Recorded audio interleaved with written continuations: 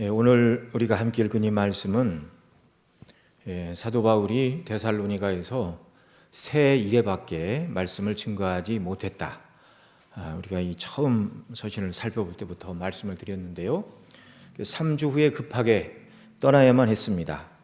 그리고 이제 그렇게 급하게 떠난 다음에 사도 바울이 데살로니가 교회 성도들 입장에서는 그렇게 급하게 가서 다시 올 줄 알았는데 몇 달이 지나도록 다시 사도 바울이 그들을 찾지 못하게 되었고, 그 일에 대해서 사도가 그 이유를 설명하고 있는 그런 내용들입니다.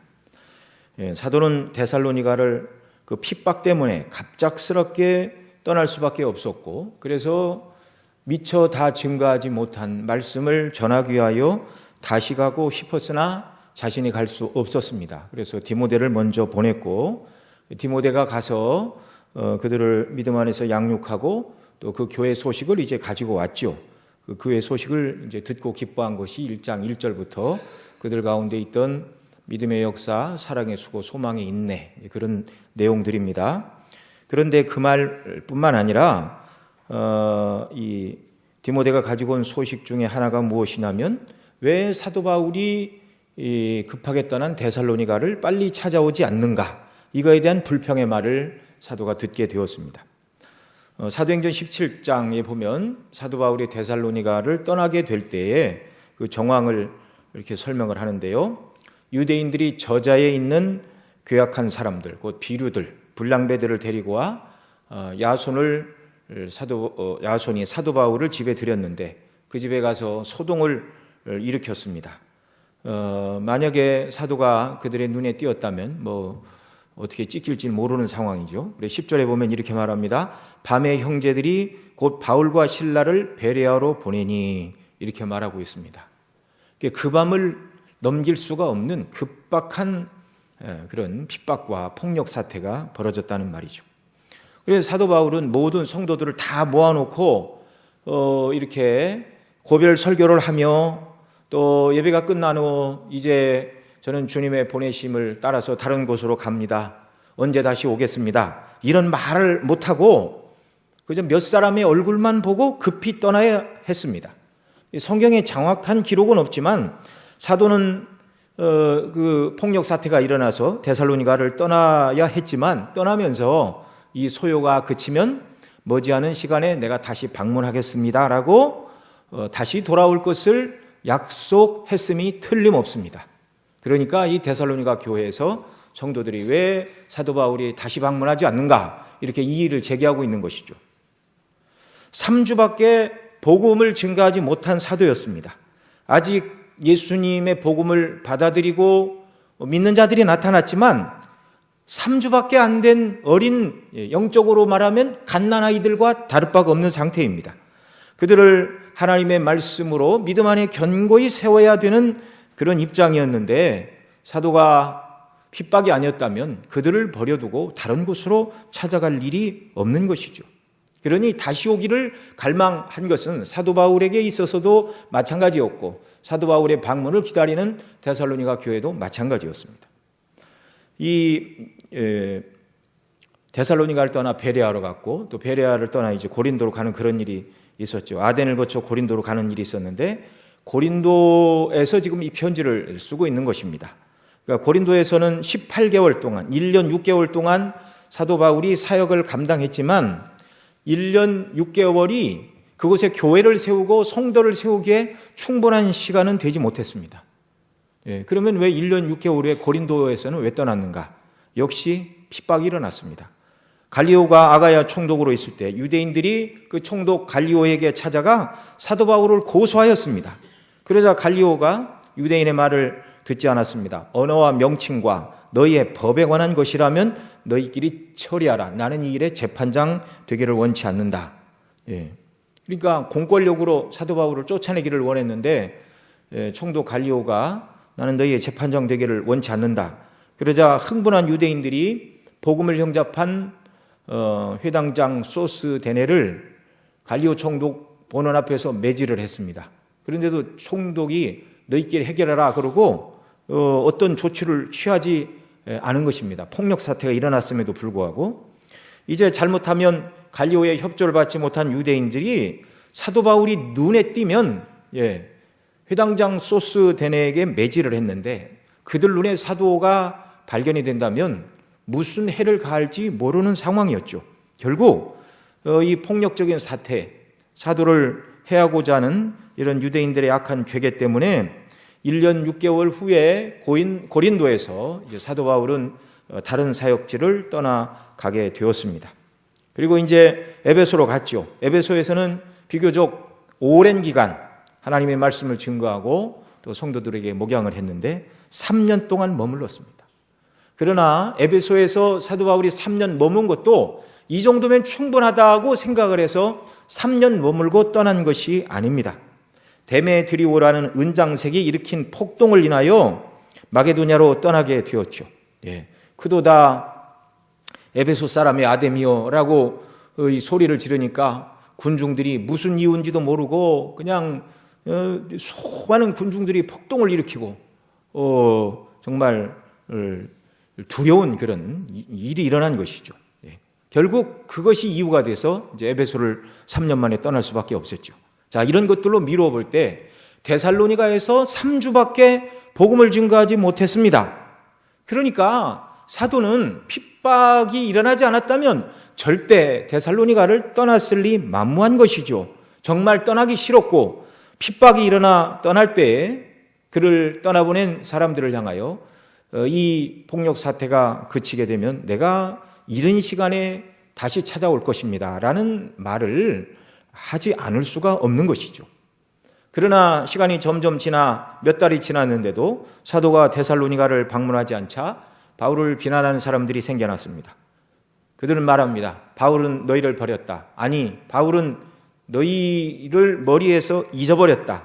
바울이 이곳을 다시 찾지 않는 것은 폭력 사태가 다시 일어날까 봐 두려워서 이곳에 오지 않고 사역하기에 편안하고 안락한 곳에서 안주하고 있으니 너희는 사도 바울을 기다릴 필요가 없다. 이렇게 바울에 대한 인신 공격을 하고 그로 말미암아 바울이 증거한 메시지를 약화시키려는 자들이 나타나게 되었습니다. 거듭 말씀드리지만 바울 사도는 다시 그들을 찾지 못한 일에 대하여 이렇게 구구절절 변명하고 있는 것은 나는 그런 사람이 아닌데 공격자들 때문에 내 인격이 모욕을 당했고 내 진심이 호도되었다.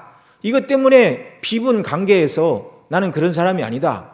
그걸 변호하기 위하여 지금 이 말을 하는 것이 아닙니다. 여러 번 말씀드렸거니와 사도가 자신을 변호하는 이유는 하나였습니다. 고린도전서 4장 3절 이하 이렇게 말하죠. 너희에게나 다른 사람에게나 판단받는 것이 내게는 매우 작은 일이라 나도 나를 판단하지 아니하노니 내가 자책할 아무것도 깨닫지 못하나 이로 말미암아 의롭다함을 얻지 못하노라. 다만 나를 심판하실 이는 주시니라. 이 사도 바울은 스스로 자기를 판단하는 것도 다른 사람이 자기를 판단하는 것도 그렇게 대단한 일로 여기지 않았습니다. 오직 하나, 주님의 판단, 주님이 나의 사역과 행실과 이 모습을 보고 주님이 칭찬하실까, 주님이 책망하실까, 오직 그거 하나만 사도 바울의 관심사였습니다. 이런 사도 바울이 굳이 자신을 이렇게 변호하고 있는 이유는 자신이 증거한 복음 메시지가 훼손을 당하게 하지 않게 하고자 함이었던 것이죠. 아무리 사도가 증거하는 메시지가 대단하다 할지라도 사도의 사도성이 의심이 되면 지금까지 사도가 했던 모든 말들은 다 기반이 무너지고 마는 것이죠. 그래서 사도 바울은 자신이 빠른 시간 내에 데살로니가를 다시 찾지 못한 개인적인 이유들을 설명을 하고 있습니다.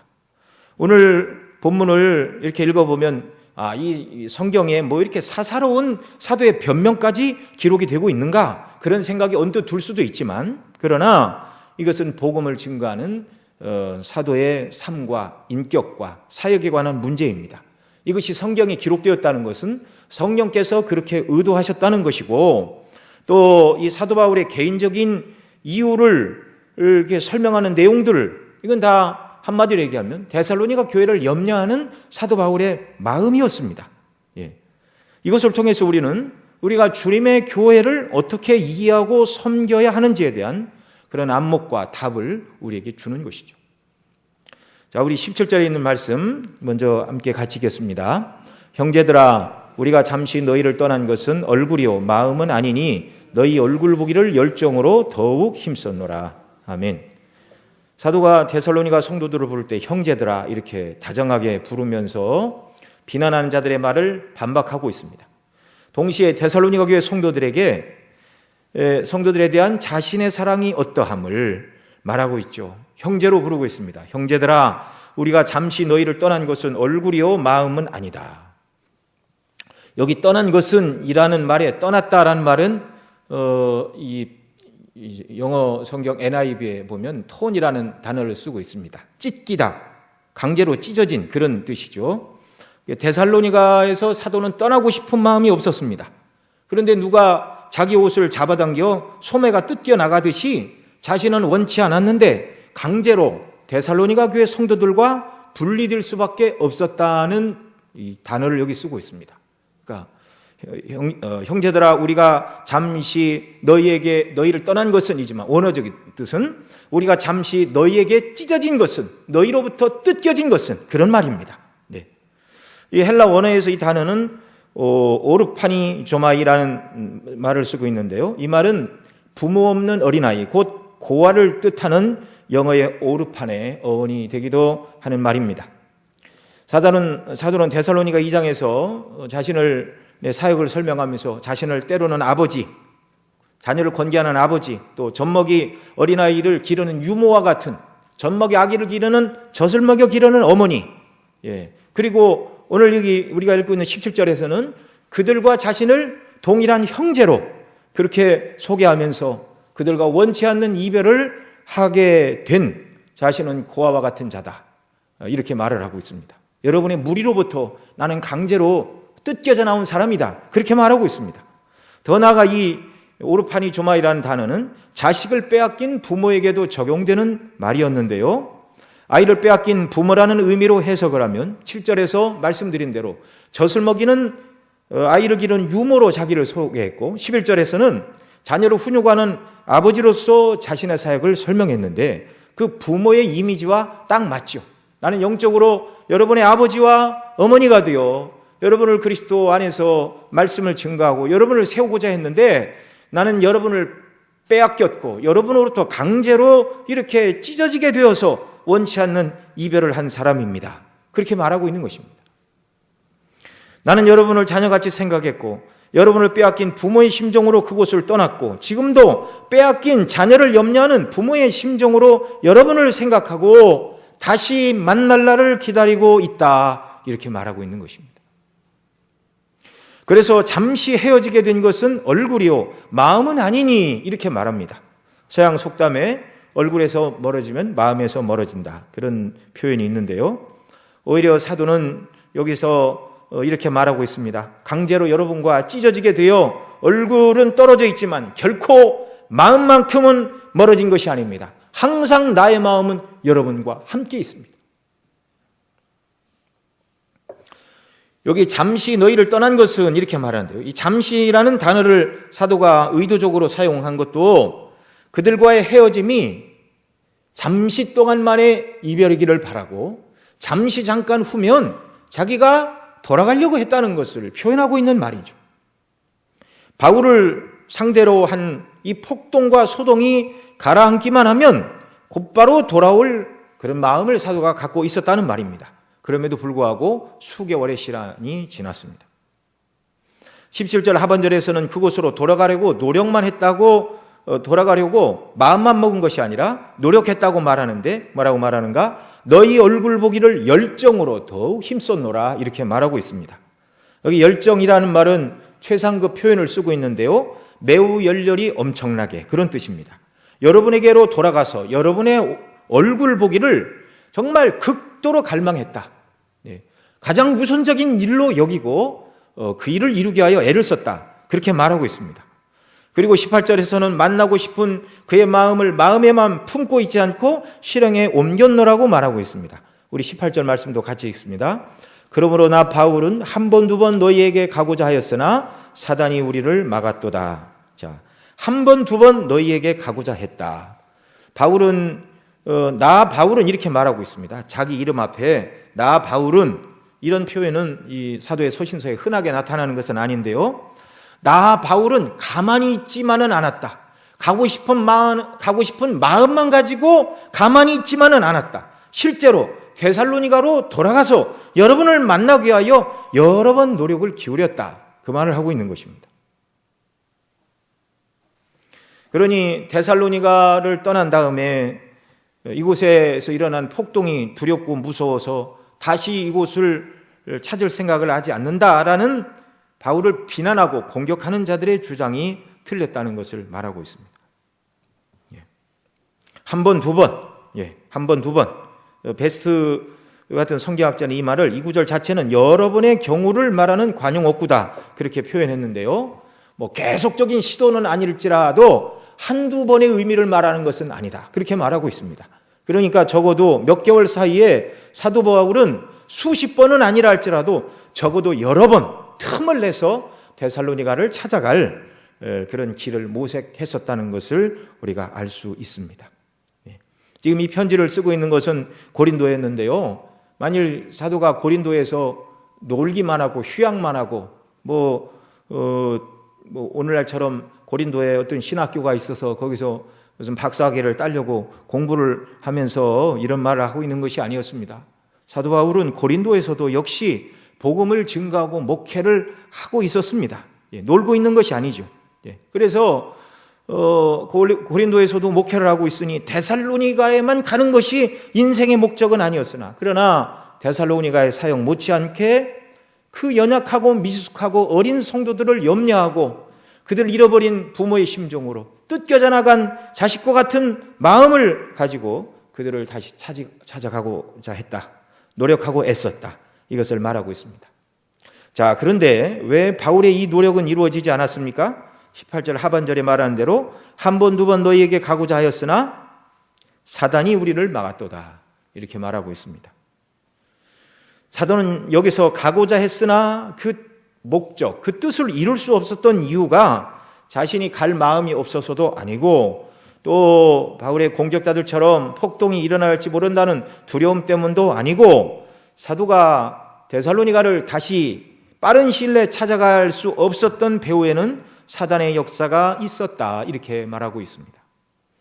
여기 사단이 우리를 막았다 이렇게 말하는데요, 이건 군사용어로서 적군의 진로를 차단하여 통행할 수 없도록 만드는 행위를 이르는 말이 막았도다라는 이런 용어입니다. 여기서는 사단의 방해가 정확하게 무엇을 말하는지 성경이 설명해 주지 않기 때문에 우리는 알 수는 없지만, 여러 성경학자들은 다만 추정은 합니다. 바울의 육체에 가시가 있어서 못 갔을 수도 있고, 또 데살로니가에 있었던 바울을 해치려던 여전한 위협이 제거되지 않아서 사도 바울이 떠날 때 야손에게 보를 받고 이렇게 풀어주었는데요, 사도 바울이 다시 돌아오면 야손에게 어떤 인신의 해를 당하게 될지 모른다는 그런 위협이 제거되지 않았을 수도 있고, 또는 이 편지를 쓴 것이 고린도라고 말씀을 드렸는데요, 고린도를 떠날 수 없는 중대한 문제가 고린도에서 일어나 자리를 비울 수 없는 그런 형편일 수도 있고, 정확한 이유에 대해서는 우리가 알 수 없지만, 이 서신을 받아 읽던 데살로니가 성도들은 바울의 이 표현을 통해서 또 이미 이 서신을 붙이기 이전에 이미 디모데가 가서 소식을 가지고 와서 지금 이 편지를 다시 쓰고 있죠. 그러니 디모데가 그곳에 도착하자마자 그들이 왜 사도가 오지 않고 당신이 왔는가 이유를 물었겠죠. 이미 사도가 가지 못하는 이유를 그들은 디모데를 통해서 들었을 것입니다. 그래서 사단이 우리를 막았다, 이 정도만 얘기를 해도 그들은 다 이해를 할 수 있었을 것입니다.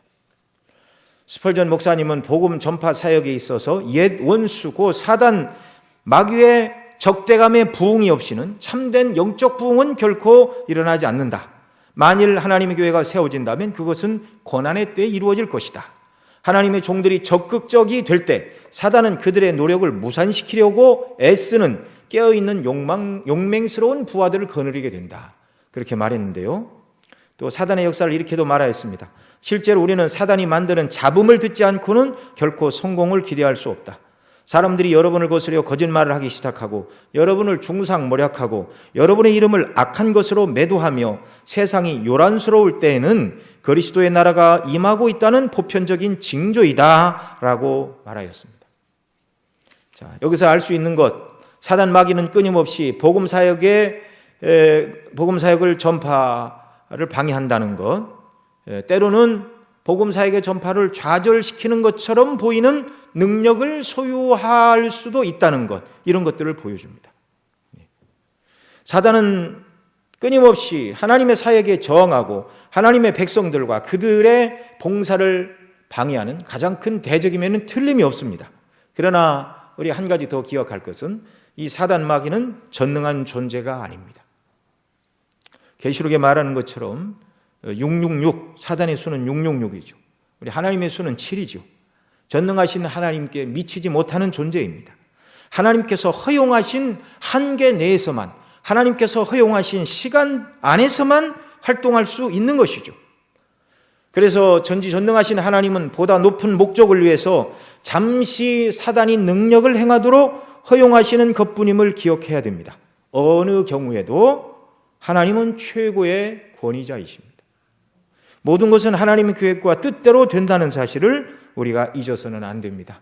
그러나 사단의 방해가 동시에 일어나니 그 사단의 방해에 우리가 넘어지는 자가 되지 않게 하여 깨어서 기도하고, 성경에 보면 우는 사자처럼 삼킬 자를 찾는다. 그러니 우리가 깨어 있어야 된다. 그렇게 말하고 있습니다. 만일 사단의 역사가 하나님의 복음의 역사를 막아세울 수 있다면 바울이 그곳을 떠난 후에 그들은 자기들에게 복음을 전하여 주고 말씀으로 양육할 사역자가 없음을 인하여 데살로니가 교회 성도들이 믿음을 버리고 데살로니가 교회는 문을 닫았어야 했습니다.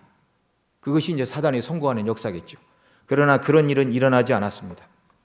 사단이 뒤에서 조종하여 유대인이 폭동을 일으킴으로 사도가 떠나야 했지만, 떠난 사도가 다시 돌아오는 것을 사단이 막았지만, 그러나 디모데가 이제 나중에 가서 보니 여전히 복음을 들은 그들 가운데 믿음의 역사, 사랑의 수고, 소망의 인내가 그들 가운데 있었고 하나님의 성령의 역사가 여전히 그들을 붙들어 주고 계셨습니다. 하나님은 사단의 방해마저도 합력하여 선을 이루시는 분이심을 믿어야 합니다. 자, 바울은 이렇게 여기서 데살로니가에 되돌아가지 못한 것은 그곳에 자신이 찾아갈 의향이 없거나 인간적인 염려나 두려움이 아니라 말씀드린 대로 사단의 악한 방해 때문이었다. 이렇게 지금 밝힌 다음에, 그리고 19절 20절에서 데살로니가 성도들이 여전히 사도 바울 자신의 관심과 사랑과 염려의 대상이라고 밝히고 있습니다. 우리 19절 20절 말씀 같이 읽습니다. 우리의 소망이나 기쁨이나 자랑의 면류관이 무엇이냐? 그의 강림하실 때 우리 주 예수 앞에서 너희가 아니냐? 너희는 우리의 영광이요 기쁨이니라. 아멘. 자, 여기서 사도 바울은 자기가 데살로니가 성도들을 얼마나 생각하고 있는지, 또 왜 그토록 데살로니가로 돌아가려 노력했는지를 함께 말해주고 있는데요.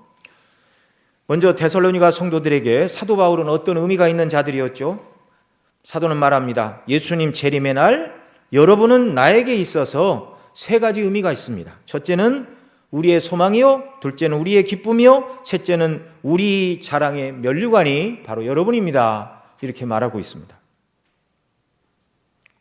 19절을 시작을 하면서 우리 성경에는 우리의 소망이나 이렇게 말하는데, 원어에 보면 갈이라는 단어가 맨 앞에 있는데요. 왜냐하면 그런 뜻입니다. 사단이 우리를 막았도다. 그러면서 왜냐하면 우리의 소망이나 기쁨이나 자랑의 면류관이 무엇이냐, 이렇게 연결이 되는데요.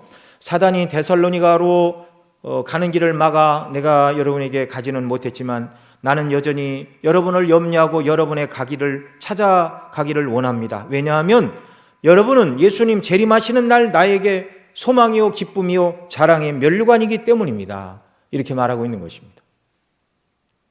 먼저 사도는 데살로니가 성도들이 주님 재림하시는 날 자신의 소망이다 이렇게 말하고 있습니다.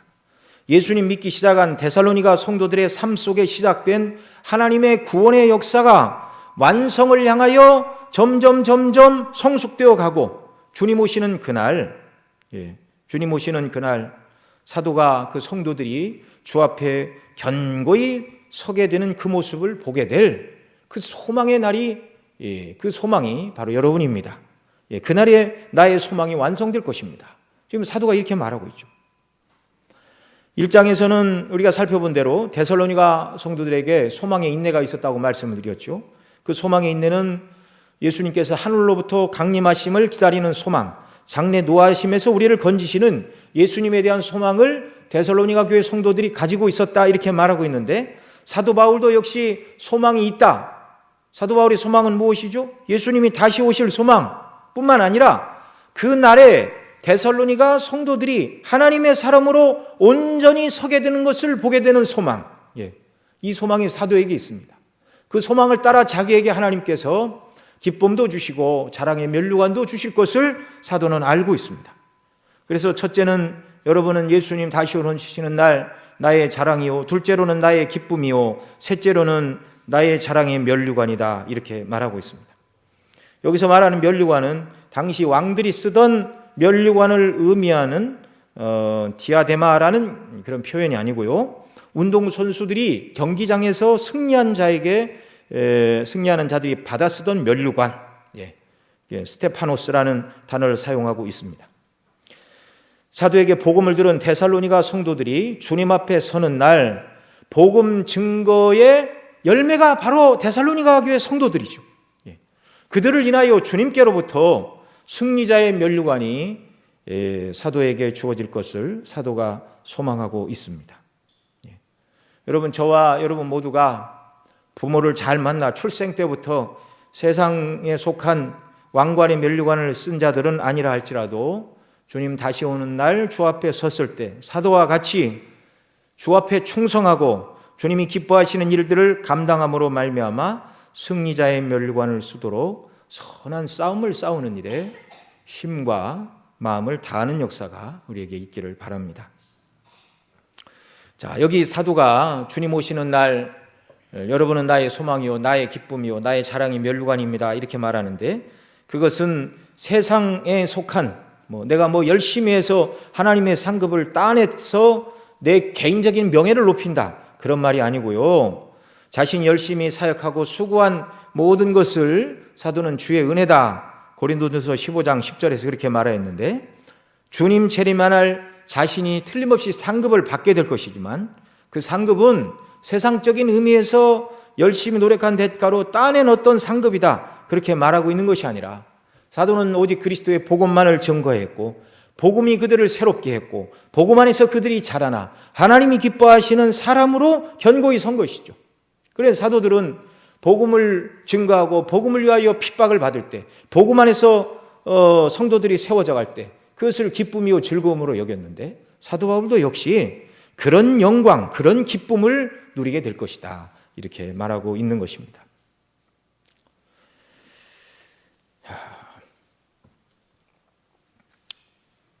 자, 그런데 20절에서는 이렇게 말합니다. 너희는 우리의 영광이요 기쁨이니라. 그런데 미래에 주님 오시는 날 정말 이 데살로니가 성도들을 인하여 사도는 주 안에서 영광을 누리고 기쁨을 누리게 될 것이지만, 그런데 이 표현은 지금 사도가 현재형으로 쓰고 있습니다. 주님 오시는 날 그런 은혜를 완전히 누리게 될 것이지만 영적으로 그 사실을 내다보는 현재에 있어서도 그는 하나님 앞에서 복음을 증거하고 그들이 주님 앞에 견고히 선 일이 하나님 앞에 한없는 영광이요 기쁨이다, 현재형으로 말하고 있는 것입니다. 자, 이런 이유가 사도 바울이 그토록 데살로니가 교회를 다시 찾기를 원하는 이유였고 방문하지 못한 것을 변명하는 이유였습니다. 사도 바울이 데살로니가로 되돌아가려고 노력한 이유, 자신이 직접 갈 수 없을 때 디모데를 먼저 보냈고 또 편지를 써서 보내며 그 다음에 이제 시간이 되면 다시 방문할 것을 말하고 있는 이유는 그들이 복음을 듣고 비록 연약한 모습이지만 주님의 몸된 교회를 구성하는 성도들이었기 때문에 그렇습니다. 그리스도의 피로 죄를 씻고 주님께서 값으로 산 자들이기에 믿기 이전과 상상할 수도 없고 비교할 수도 없는 영 딴판의 사람들이 되었습니다. 새 안식일 동안 복음을 전함으로 그들이 복음을 듣고 그리스도인이 되었지만, 그러나 그 3주는 복음의 영광과 복음의 은혜를 받은 성도들이 어떻게 주님을 섬기고 주님을 믿고 섬겨야 하는지를 가르치기에 충분하지 않은 시간이었습니다. 아니, 너무 부족한 시간이었습니다. 믿기 이전과 영 딴판의 사람이 되었는데, 그런데 이들이 영적으로도 자라나 온전히 하나님 앞에 견고한 신앙인으로 서야 되는데, 사도가 그 일을 하지 못하고 그곳을 떠난 것이 사도에게는 데살로니가 교회를 생각할 때마다 너무나 마음이 아프고 가슴이 저리는 일이었습니다. 자연인이 예수님 믿고 거듭나 그리스도인이 될 때 이 사람은 그리스도 안에서 영적인 어린아이로 태어나는 것입니다. 그 사람이 40에 예수를 믿었든지 50에 예수를 믿었든지 예수님 믿는 순간 그 사람은 그리스도 안에 있는 장성한 사람이 아니라 영적인 어린아이라는 말입니다. 그래서 요한 1서에 보면 요한 사도가 자녀들아, 청년들아, 아비들아 그렇게 부르는데요. 아이들아, 청년들아, 아비들아 그렇게 부르는 말이 교회 안에 있는 아이들, 청년들, 그 다음에 아비들, 나이에 따라서 그렇게 부르는 것이 아니라 영적으로 거듭난 사람들을 향하여 아이들아 이렇게 부르고 있는 것이고요. 열심히 일하는 사람들을 향하여 청년들아 그렇게 말하고 있고요. 원숙한 신앙의 경제에 들어간 사람들을 향하여 아비들아 그렇게 말하며 권고하며 부탁을 하고 있는 것입니다. 그들은 복음을 들은 지 세 일에밖에 되지 않았다고 그랬죠. 구원의 기쁨과 감격으로 그들이 충만하였을 것입니다. 주님을 위하여 무슨 일이든지 할 수 있을 것 같은 구원에 대한 감격과 열정과 헌신이 그들에게 나타났지만, 그러나 여전히 영적인 어린아이입니다. 그래서 사도 바울은 디모데전서 3장에서 감독과 집사를 세울 때 그들의 자격에 대해서 말하면서 이렇게 말합니다. 새로 입교한 자도 말지니 교만하여져서 마귀를 정죄하는 그 정죄에 빠질까 하미오라고 경계하였습니다. 영적인 어린아이들은 두 발로 강건하게 서서 걷고 뛰기까지, 영적으로 장성한 성년이 되어 주의 일을 온전히 감당하기까지 계속해서 훈련을 통과해야 되고, 아이가 넘어지지 않고 걷기까지는 수없이 넘어지는 시행착오를 반복하는 것처럼 그리스도 안에서 견고한 신앙 인격으로 서기까지는 무한한 양육과 훈련이 필요하다는 말이죠. 계속되는 이런 훈련과 말씀을 통하여 계속해서 배우고 확신하는 일에 거하는 이런 일련의 과정을 통과해야 장성한 분량의 일꾼으로 자라나게 되는 것입니다. 앞서 사도 바울이 고린도에서는 18개월, 에베소에서는 3년을 머물렀지만 충분한 시간이어서 그곳을 떠난 것이 아니라고 말씀을 드렸죠. 고린도에서는 유대인들이 아가야 총독 갈리오에게 사도 바울을 고발한 여파 때문에, 에베소에서는 은장색 데메드리오가 일으킨 폭동으로 인하여 떠날 수밖에 없다고 말씀을 드렸는데, 비교적 길게 사역한 고린도에서의 1년 6개월, 에베소에서의 3년도 복음 안에서 그들을 세우기에 충분한 시간은 아니었습니다. 충분했다면 그런 일이 일어났기 전에 사도가 떠났겠죠. 그래 사도는 3년 동안이나 목회를 한 에베소를 불가피하게 떠날 때 자기와 함께 있던 디모데나 디도, 실라와 같은 이런 다른 사람들을 세웠을 뿐만 아니라 또 그 교회 내에서 말씀으로 주님의 양무리들을 돌볼 감독들을 세웠습니다. 그래서 밀레도에서 에베소 감독들, 장로들을 청하여 또 이제 고별 설교를 하죠. 예루살렘으로 가기 전에.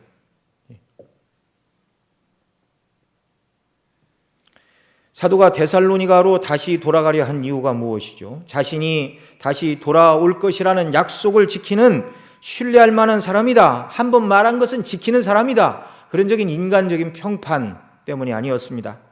또는 폭동이 일어난 곳이라 두려워하고 무서워하여 다시 오지 않는다는 인격적인 비난과 공격에 대하여 나는 그런 사람이 아니다라는 항변을 하기 위해서 내가 다시 여러분을 방문할 것이다 이렇게 말하고 편지를 쓰고 있는 것도 아닙니다. 오직 하나, 영적으로 갓 태어난 어린아이에 불과한 그들을 그리스도 안에서 양육하고 세워야 될 필요성, 그것이 사도가 데살로니가 교회를 다시 방문할 이유, 그 다음에 1차 선교 여행을 한 다음에 2차 선교 여행의 목적이 무엇이죠? 이미 세워진 교회를 다시 방문하여 형제들을 굳게 하자.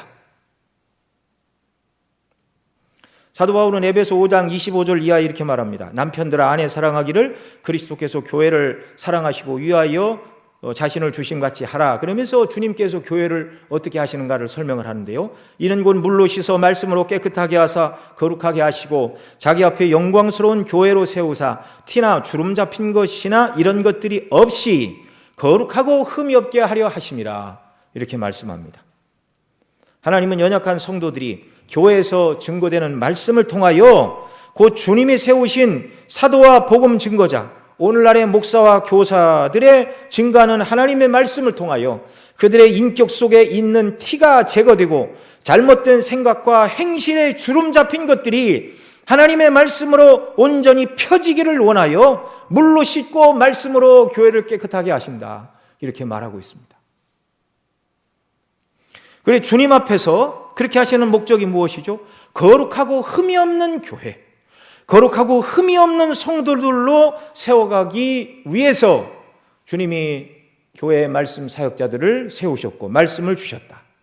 그런 목적을 가지고 사도 바울은 데살로니가 교회를 다시 방문하기를 그토록 원했고 자신이 갈 수 없을 때 디모데를 보냈고 다른 사역자를 파송하고 편지를 쓰고 있는 것이죠.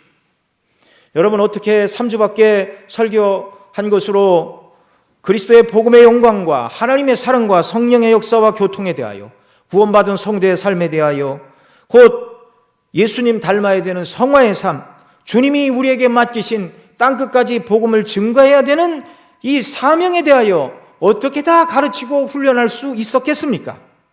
설령 3주 동안 사도가 그 모든 것을 다 가르쳤다 할지라도 어떻게 사람이 한 번 들은 것을 마음에 새기고 그것을 이루어 나갈 수가 있겠습니까?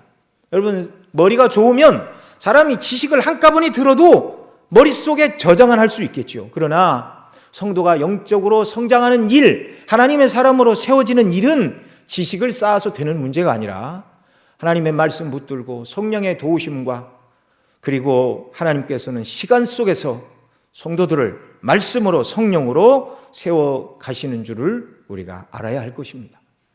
그러니 터무니없이 적은 시간이죠. 3년도 적은데 3주가 정말 어떻게 복음을 증거하기에 충분한 시간이 될 수 있습니까? 인간은 연약합니다. 그래서 저와 여러분이 중요한 복음의 교리를 반복해서 배우고 또 적용하고 그 말씀 붙들고 훈련하는 역사들이 저와 여러분의 생애 속에 계속 있어야 하는 것이죠. 오늘 우리의 관심사도 사도와 같아야 됩니다.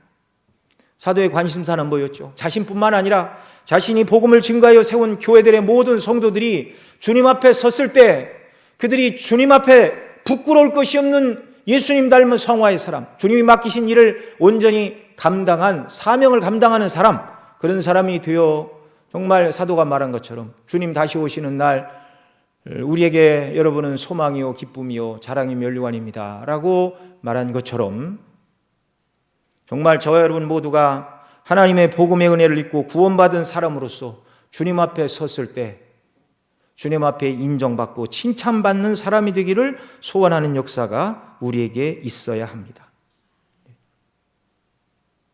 이것이 사도의 사역의 목표이었고 그런 목적을 위해 당장 자신이 갈 수 없는 곳에 다른 사람을 보내고 서신을 보내고 그들을 양육하고 있는 이유이죠.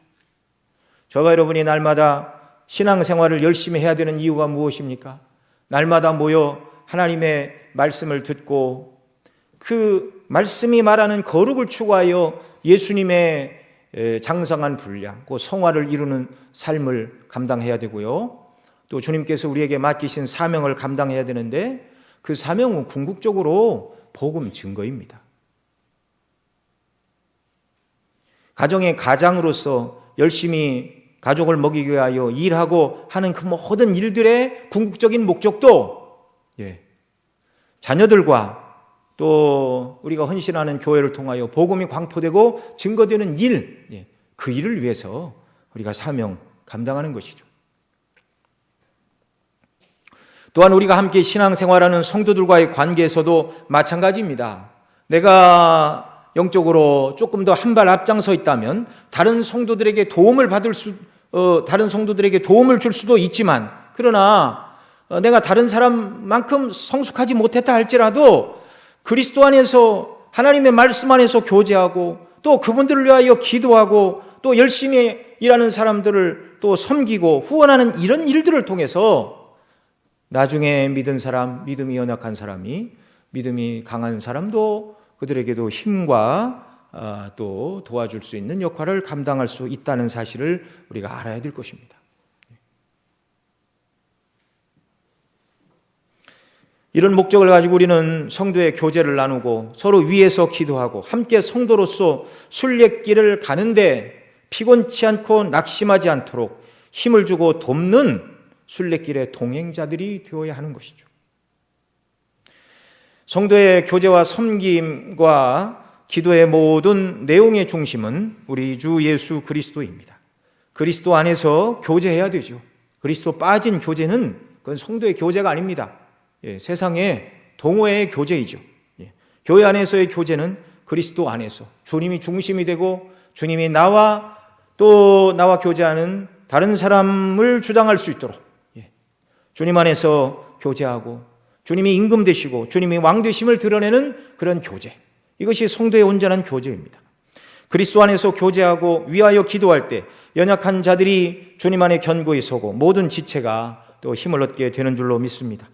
우리의 관심이 사도처럼 주님의 몸된 교회가 세워지는 것에, 또 주님의 몸된 교회를 구성하는 내 자신이 세워지고 내가 다른 사람의 영적인 성장과 성화에 도움이 되는 일을 위해서 주님 안에서 기도하고 섬기는 역사, 이런 은혜의 역사가 우리의 매일의 삶 속에서 매일같이 모여 예배하고 교제하고 섬기는 우리의 신앙의 삶 속에서 이런 놀라운 은혜를 주께서 충만히 허락해 주시기를 바랍니다. 기도하시겠습니다. 아버지 하나님, 오늘도 함께 모여 예배하게 하시고 사도가 데살로니가 교회 성도들을 생각하며 염려하며 근심하고 그들의 얼굴 다시 보기를 원하는 이유가 무엇인가 말씀을 통해 생각하였습니다. 사도의 관심은 오직 그들이 하나님의 말씀으로 견고히 서서 예수님 닮는 성화된 성도, 주님이 맡기신 일을 온전히 감당하는 사람들이 되기를 위하여 다시 만나기를 원하였고, 그들에게 가서 말씀 증거하기를 원하였고, 그들이 그런 사람으로 견고히 서기를 소망하였는데, 주여 오늘 우리도 이런 소망을 가지고 우리 자신을 돌아보는 역사가 있도록 은혜를 베풀어 주옵소서. 우리의 소망이 세상에서 잘 먹고 잘 사고 다른 사람들처럼 이름을 내고 세상적인 성공이 목적이 아니라 예수님 닮는 것이 우리 인생의 목표가 되게 하시고, 우리로 말미암아 주님의 이름이 높임을 받으시고 주의 복이 광포되는 그 일을 위해서 온전히 우리 자신을 드리고 주님 다시 오시는 그날에 초점을 맞춰 살아가는 복된 성도들이 되도록 은혜 위에 은혜로 함께하여 주옵소서. 우리 구주 예수님의 이름으로 기도드리옵나이다.